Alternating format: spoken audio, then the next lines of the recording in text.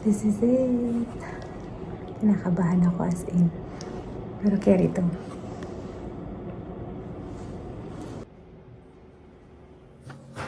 Guys, andito na tayo sa bahay. And today nga is ultrasound tayo. So, yung ultrasound ko, guys, is nakakaloka. It's transvaginal or pelvic na ultrasound. So, it's very uncomfortable.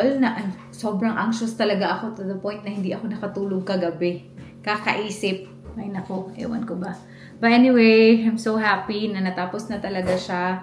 Ano bang tawag dun sa ano? Basta, natapos na yung blood test ko, guys. Meron pa akong isang blood test na dapat gawin. Hopefully, magagawa ko siya this week. I'm not really sure. Pero, ayun, yun yung gusto ko talaga matapos na yung ultrasound. Kasi, kailangan na may period ka during the ultrasound. Kasi may mini-measure talaga sila. Hindi ko na lang siya i-detail. Pero, ayun. Tapos na, I'm gonna do a night shift. Kaya mag-rest na tayo, guys. It's 4:10. Yung schedule ko sana is 2:50. Pero behind yung doctor. Okay lang din kasi late ako ng 5 minutes. Pero behind yung doctor. So at least man lang. You know, hindi ko na-miss yung appointment. So, ayun na. Mahal! Mahal. Pero itatry ko tong i-claim. Pero I'm not sure. I think it's not claimable sa aking situation. Pero hindi siya claimable. Anyway, that's it. Yan yung ganap natin today. And I'll give you more updates kung ano pa mangyayari dito sa ating journey.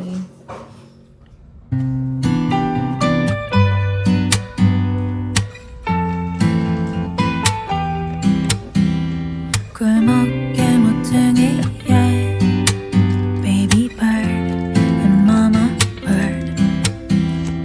아련히 봤지만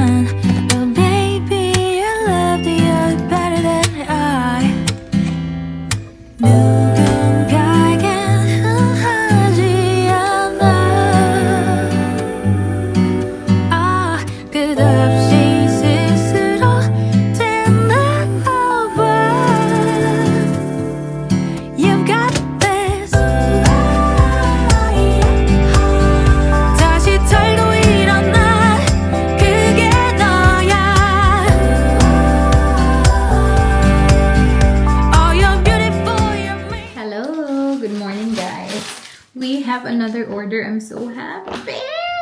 Oh my God. Isa na lang yung naiwan, guys. We have another order na necklace nitong suot ko. So, isa na lang yung naiwan na for sale. Kung gusto niyo makuha yung last item, feel free to message me.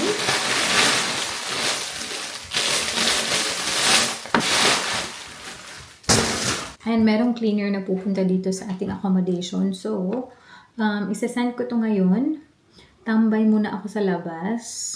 Kasi 9 a.m. pa ako mga 8:30 pa siguro ako makakapasok ulit dito sa bahay. Pwede naman magstay dito, pero mas okay na lumabas na lang ako para walang abala yung mga cleaner. Anyway, natanggol ko ata to. So pretty! Again, the one that I'm wearing right now. Ayan. Oh my God! Meron pa pala yung Japan Gold.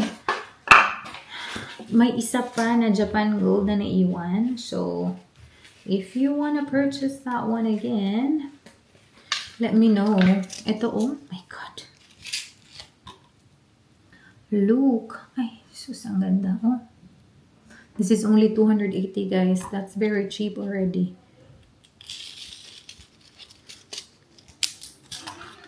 Ayan. Tapos alam nyo ba, yung available natin na necklace, dalawa na lang, guys. Apart from that design, ito din. The VCA one. Tingnan nyo. Parang totoo yan. Ayan, may plate pa. Diba? So, close to original design. Nag-iisa na lang. And also ito yung medyo mahal. Kasi medyo thick man siya. Ito, pwede to siya installment kasi mahal to eh. Look at that. Diba ang ganda? Again, pwede to siya installment if gusto nyo. Kasi, yun nga, medyo pricey siya kasi makapal. Nag-iisa lang din talaga to. So, ayan, if interesado kayo, yan lang yung mga necklace. Guys, very sad kasi tingnan nyo yung nangyari sa aking watch.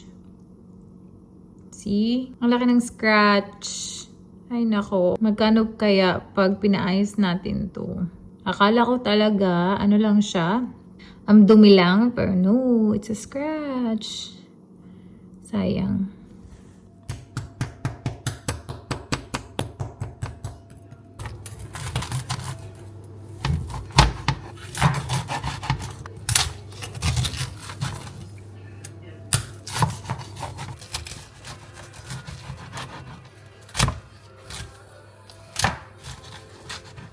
This is the crunchiest I've ever made.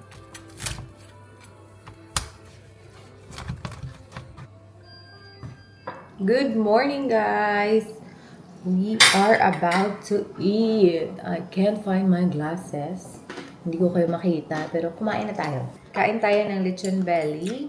It's not good morning, it's 4:30. 4:30 na. Night shift kasi tayo galing. This is our morning. Okay. Breakfast na to. Ano ko di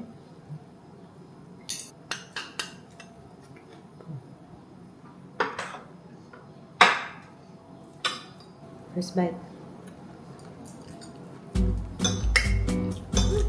May amang ganun. Marag na pickle ba? Saan ka ng sugar? What? Aslum. First time, grabe, aslum. Crunchy ka pa yun? Sabi ko na.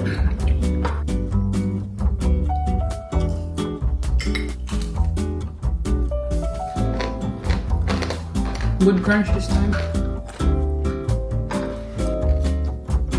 Doon sa mga backpacker slash one lang holiday ba. Spend na sila gamay sa accommodation. Nice. Man after na kinalakuan na. Guys, we have this Chobani. Wait, i-pause muna natin ito. We have this Chobani na masarap. Actually, ilang times na namin itong binibili. So, this is a flip. So, na-flip po na. But anyways, separate to siya. Itong ating mga cookies and Rice Krispies. So, i-flip mo lang siya na ganyan. Tanang. Tapos, magmimix na siya sa iyong Greek yogurt. And it's a really good snack. Maganda siya na pambaon. It's available sa Kohl's, guys. If you wanna purchase them. Masarap siya. Kasi gusto ko din kasi talaga Greek yogurt din. So, yeah. That's gonna be our snack. I am just watching a vlog. So, galing tayo ng night shift. Tapos, today is basically just sleeping day. Bukas, afternoon shift tayo, guys. Time check. It's already 1 o'clock. So, gusto ko lang talaga i-savor ang moment na ito para makapag-relax ako, makapag-me time ako, kain-kain, watch ng vlog. Kasi bukas work na naman. Pero okay lang naman. Oh!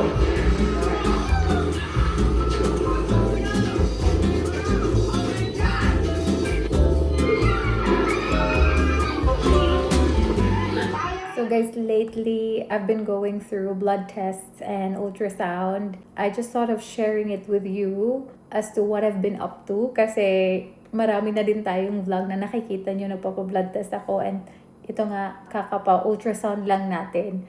So I just thought na i-share ko na lang sa inyo, although initially ayoko sana talagang i-share kasi gusto ko mangyari muna lahat before ko ma-share sa inyo, pero sige na, kasi meron na mga curious at meron na nagko-comment na parang nag-guess sila kung ano yung gagawin ko. So, sabihin ko na lang.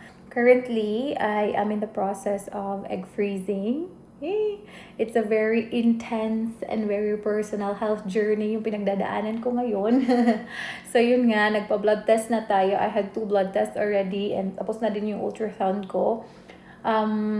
Everything really depends upon the result of the blood test and the ultrasound. Hopefully, maging okay sila lahat para ma-share ko sa inyo na tuloy na talaga ito. Pero that's been what we're doing right now. Inuuna muna natin yung mga process.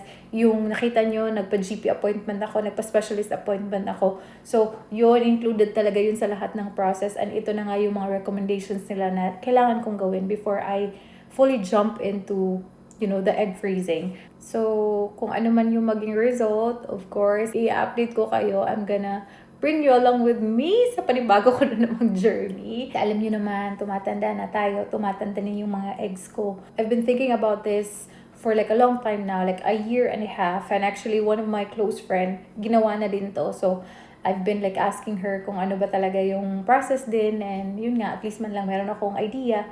Pero of course, nagsisearch pa rin ako, like while I'm doing everything, I'm still trying or figuring things out. I'm still learning along the way. So if ever, if ever same tayo na situation, or if you're thinking about it, if you've done it, please feel free to comment sa comment section natin kung naging okay ba yung experience nyo, ganun. Kasi actually, nakaka-anxious siya kasi of course, hindi mo naman alam yung mangyayari eh. And then, may mga procedure pa na you're gonna be sedated, yung mga ganung bagay na medyo nakaka-anxious naman talaga if I'm completely being honest with you.